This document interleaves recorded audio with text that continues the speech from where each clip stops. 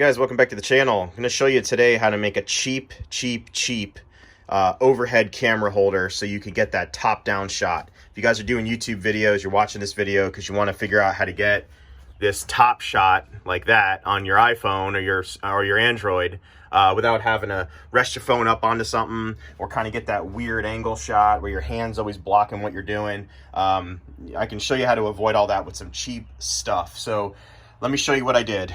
Here is the holder, and it's so simple, but it is very, very effective. It will get you that top-down shot without having to deal with a bunch of expensive crap on Amazon, and you can kind of custom do it to your phone. So all this is just regular old 3/4 inch PVC pipe.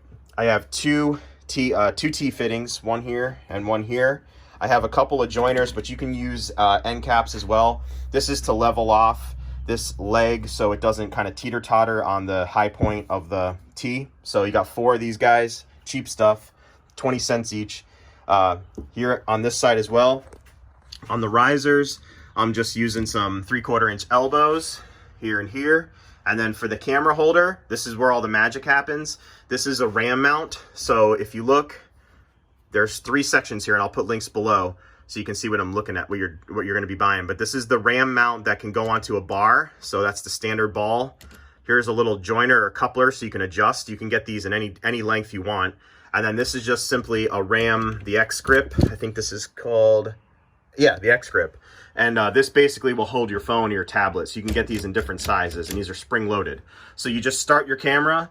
You make sure, your orientation is proper. You start your camera, you put it in here, and you don't ever have to worry about it again. So I'm going to give you some dimensions on this stuff.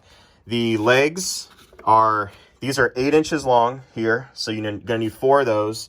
Your risers, for my particular setup, you're going to want to kind of hold your phone up, depending on the phone you have. This is an 11 Pro. But your phone might be different as far as the focal distance that you're going to need to get whatever your area is. So you can modify this design to whatever you want to do. But I'm going to do a lot of my videos on this mat for this PC build series.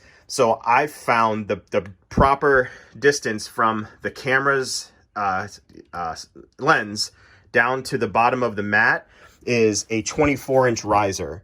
So I cut these risers at 24 inches each here and here, and then brought them into the elbow. That gives me the proper angle that I want to get. Now this mat isn't exactly a 16:9 ratio, so your camera is going to videotape in 16:9 by default. So you might have a little bit of bleed over on the sides, but you can crop that out in post, or you can just bring your camera down a little bit lower, but you're going to cut a little bit of the bottom of your mat off. But that's all up to preference. So whatever you want to get in the shot, just measure, get it all kind of roughed out, and then just measure your distance between here and here, and get a good feel, and then measure how long your arm wants to be.